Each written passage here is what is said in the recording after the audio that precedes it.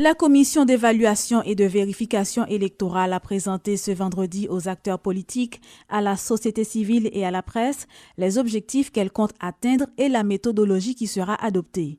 15% des procès-verbaux, c'est l'échantillon choisi par la commission pour effectuer son analyse des résultats du premier tour de la présidentielle du 25 octobre. Un chiffre qui ne fait pas l'unanimité au sein de la classe politique, notamment au niveau de la plateforme Petite Dessalines qui s'y oppose carrément.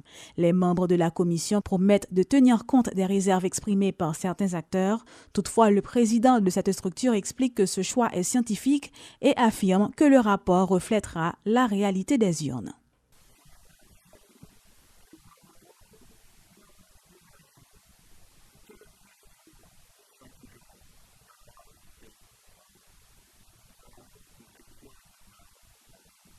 Ce ne sont pas ces explications du président de la commission, François Benoît, qui feront changer d'avis Mathias Pierre de Petite Dessalines sur l'échantillon de 15% sélectionné par la structure de vérification pour analyser les élections présidentielles du 25 octobre. Les résultats de ces travaux ne seront acceptés que si la commission vérifie la totalité des procès-verbaux, donc 13 725, a martelé Mathias Pierre. Le représentant de Moïse Jean-Charles à cette rencontre appelle l'État à prendre des dispositions afin d'éviter que la crise ne perdure.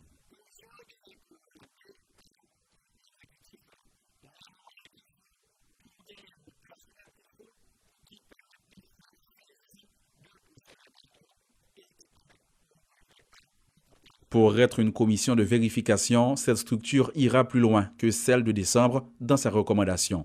Le résultat publié par le CEP sera analysé, donc le classement des candidats en lice pour le second tour peut subir des modifications, selon Gédéon Jean, porte-parole de la commission, qui explique comment cela risque de se passer.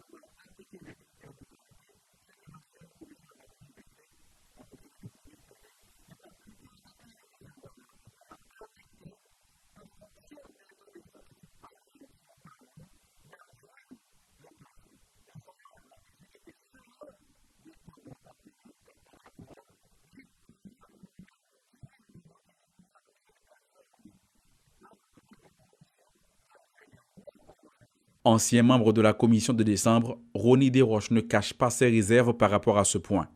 Comment ces nouveaux commissaires vont-ils s'y prendre pour revoir le classement, se demande le professeur Desroches, sachant combien cette question avait été difficile à traiter en décembre dernier, et ce pour les raisons qu'il avance.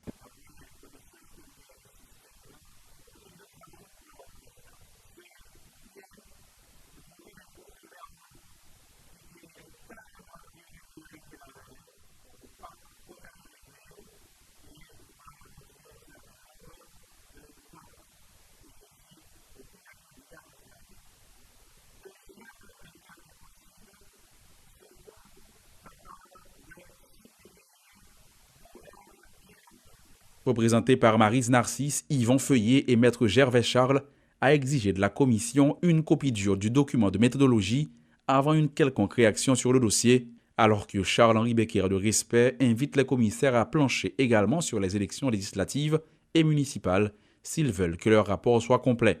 Notons que la commission a pour mission de travailler sur les élections présidentielles ainsi que sur les cas qui ont fait objet de contestation lors des élections législatives.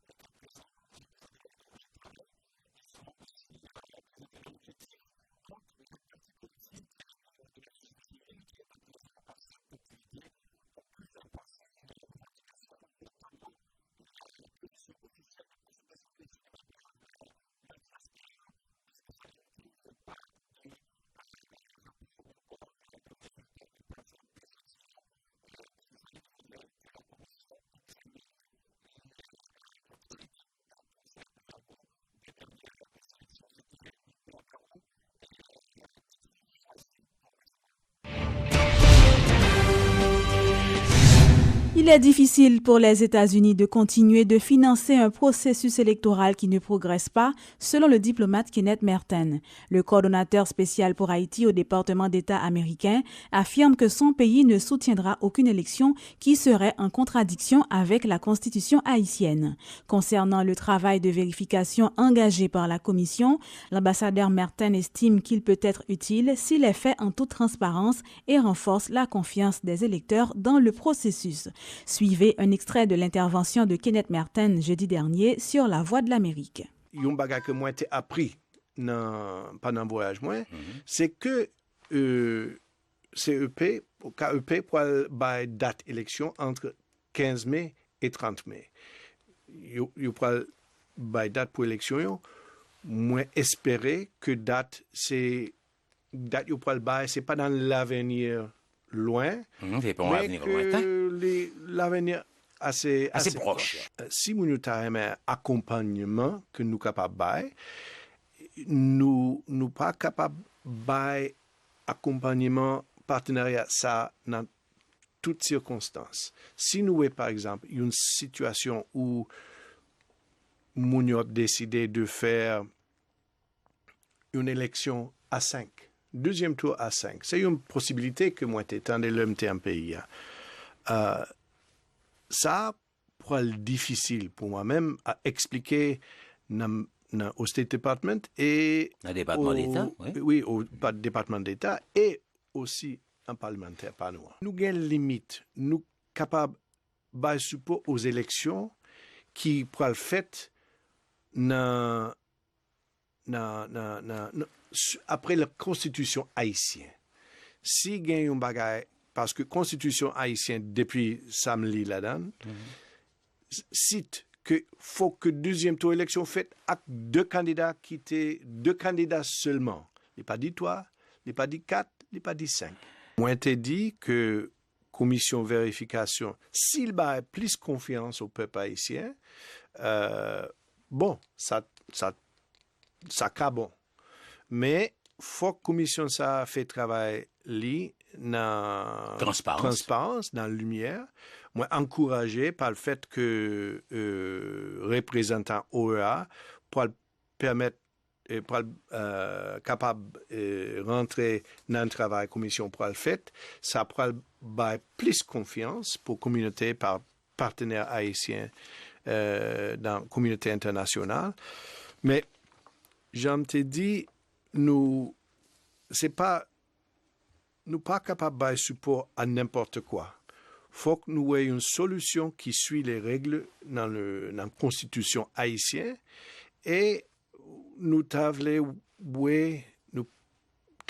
élection qui pourrait faire dans l'avenir proche par rapport à l'avenir qui est lointain.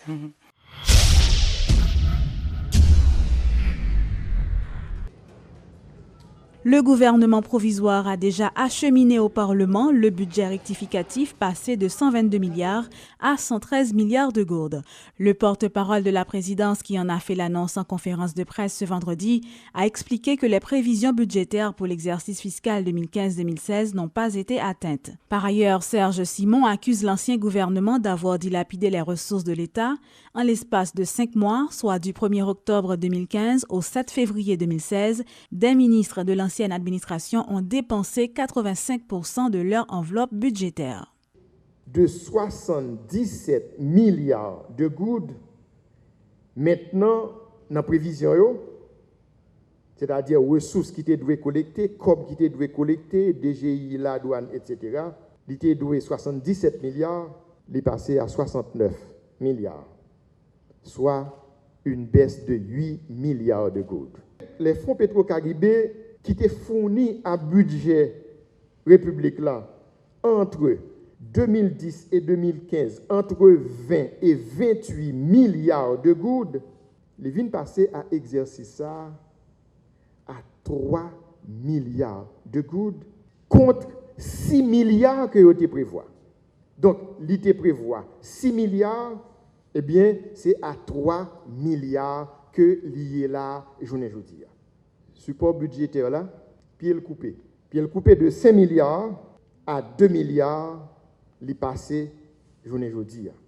Et puisque la priorité pour le gouvernement, qui s'allie aujourd'hui, c'est les élections, et nous devons mettre tout en œuvre pour réaliser des élections en dans le pays. Ceci dit, pas gain l'argent pour faire Shelby, pas gain l'argent pour faire toute une série de bagailles.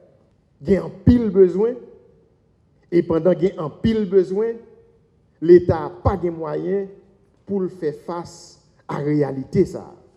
Du côté de dépenses, fonds qui étaient inscrits dans le budget, ils ne sont pas disponibles.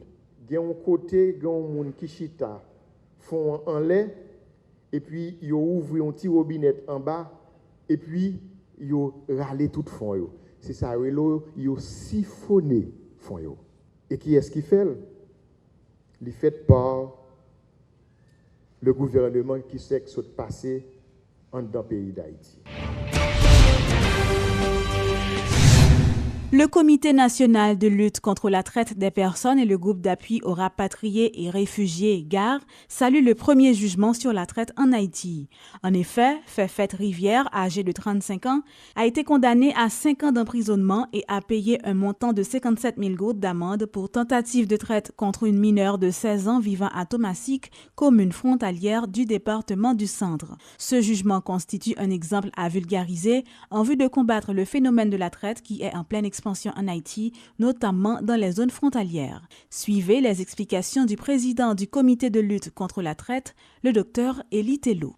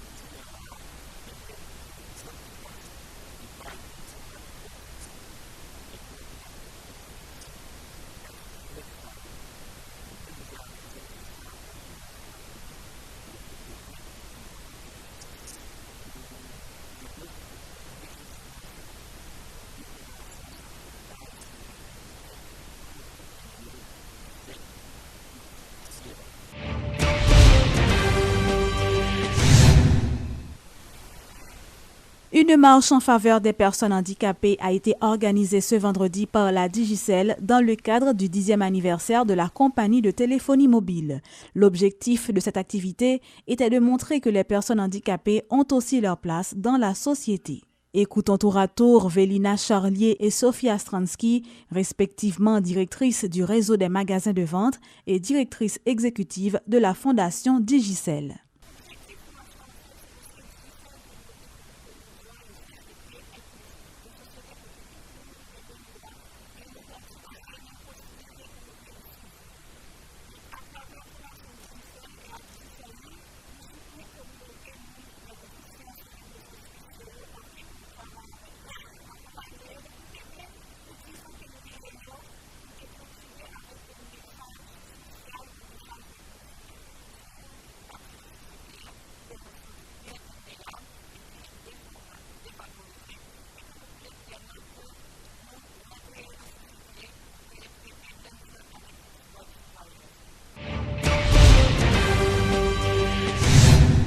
La compagnie pétrolière internationale Total Haiti SA a inauguré ce vendredi une boutique à la station-service de la route de l'aéroport. À cette occasion, le directeur général de la Total, Luc Mèche, a affirmé que c'est dans l'idée de renforcer ses services à la clientèle que l'institution a construit cette boutique et aussi afin de permettre aux clients d'avoir accès plus facilement aux lubrifiants mécaniques de la Total. Il est aujourd'hui beaucoup plus simple de venir acheter le lubrifiant chez nous parce que vous venez ici, vous payez, vous repartez directement. Avant, il fallait payer au bureau, aller à l'entrepôt, ce qui compliquait la démarche de nos clients. Donc pour être toujours plus près de nos clients, nous avons construit cette boutique. Et puis aujourd'hui, on voulait aussi mettre en valeur nos partenariats avec nos amis de Peugeot, d'Inoto, d'Universal Motors, de Berman, qui ont exposé leurs voitures devant notre boutique, car nous commercialisons des lubrifiants avec ces concessionnaires, et donc leurs véhicules utilisent les lubrifiants Total. Voilà, donc notre ambition, c'est d'être plus visible, d'être plus proche de nos clients et d'avoir un véritable partenariat avec nos clients pour pouvoir les conseiller et conseiller également nos clients ici qui viennent dans nos boutiques.